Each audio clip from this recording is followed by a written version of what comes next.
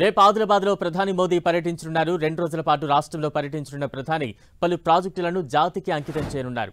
అభివృద్ధి పనులకు శంకుస్థాపనతో పాటు ప్రారంభం చేయనున్నారు. 6,000 కోట్లతో రామగుండంలో ఎన్టీపీసీ నిర్మించిన 2వ థర్మల్ పవర్ యూనిట్ను మోదీ జాతికి అంకితం చేయనున్నారు. 70 కోట్లతో చేపట్టిన అంబారీ, ఆదిలాబాద్, పింపాలకుట్టి రైల్వే లైన్ను జాతికి అంకితం చేయనున్నారు. ఆదిలాబాద్ పర్యటనలో దాదాపు 6,700 కోట్ల అభివృద్ధి కార్యక్రమాలకు శ్రీకారం చుట్టనున్న మోదీ కొన్ని కార్యక్రమాలను వర్చువల్గా ప్రారంభించనున్నారు. ఎల్లుండి సంగారెడ్డిలో పర్యటించనున్న ప్రధాని 9,000 కోట్ల అభివృద్ధి ప్రాజెక్టులను ప్రారంభించనున్నారు. మొదట బేగంపేట విమానాశ్రయంలోనే 400 కోట్లతో నిర్మించిన పౌర విమానయాన పరిశోధన సంస్థను ప్రారంభించి జాతికి అంకితం చేస్తారు. ఇక ప్రధాని మోదీ పర్యటనకు సంబంధించి తాజా అప్డేట్స్ అందించేందుకు మా ప్రతినిధి అజయ్ సిద్ధంగా ఉన్నారు. అజయ్, రేపు ఎల్లుండి భారత ప్రధాని నరేంద్ర మోదీ తెలంగాణలో పర్యటించున్నారు. రేపు రాత్రి హైదరాబాద్లోని రాజ్భవన్లోనే ఆయన బస చేయనున్నారు. అయితే దీనికి సంబంధించి అధికారికంగా సంబంధించినటువంటి కార్యక్రమాలకు సంబంధించి ఏ కార్యక్రమాలకు శంకుస్థాపనలు చేయబోతున్నారు, ఎన్ని అభివృద్ధి కార్యక్రమాలకు ఆయన జాతికి అంకితం చేయబోతున్న దానిపైన కొంత సమాచారం అయితే అందుతున్నటువంటి పరిస్థితి మనం చూసుకోవచ్చు. ముఖ్యంగా చూసుకున్నట్లయితే ఎల్లుండి రేపు 2 రోజుల పాటు ఉన్న కార్యక్రమాలు ఉన్నటువంటి నేపథ్యంలో రేపు చూసుకున్నట్లయితే ఆదిలాబాద్లో ఆయన పర్యటన ఉన్నది.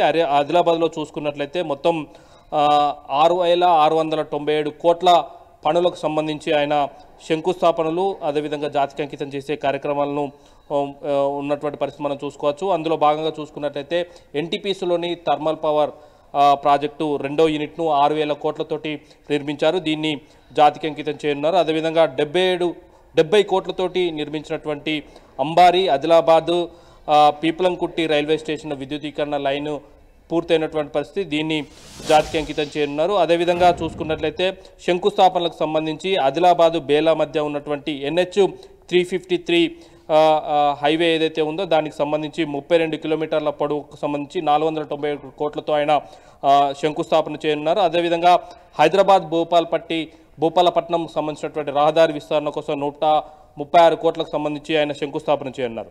ఇక ఎల్లుండి చూసుకున్నట్లయితే సంగారెడ్డి పర్యటనకైన రాబోతున్నారు. అయితే ఈ నేపథ్యంలో 9,021 కోట్లకు సంబంధించినటువంటి అభివృద్ధి కార్యక్రమాలకు శంకుస్థాపనలు చేయడం, అదేవిధంగా జాతికి అంకితం చేసే కార్యక్రమాలకు ఆయన శ్రీకారం చుట్టున్నారు. ఇందులో భాగంగా మొదట బేగంపేట విమానాశ్రయంలో నిర్మించినటువంటి ఏదైతే పౌర విమానయాన పరిశోధన సంస్థ 400 కోట్లతోటి దీన్ని నిర్మించడం జరిగింది. దీన్ని జాతికి అంకితం చేయనున్నారు. అక్కడ నుండి సంగారెడ్డికి చేరుకుంటారు. సంగారెడ్డిలో 1,297 కోట్లతో నిర్మించినటువంటి ఏదైతే NH-65 పూణే టు హైదరాబాద్ రహదారి 31 కిలోమీటర్లకు సంబంధించినటువంటి 6 వరుసల రహదారి ఏదైతే ఉందో దాన్ని జాతికి అంకితం చేయనున్నారు. అదేవిధంగా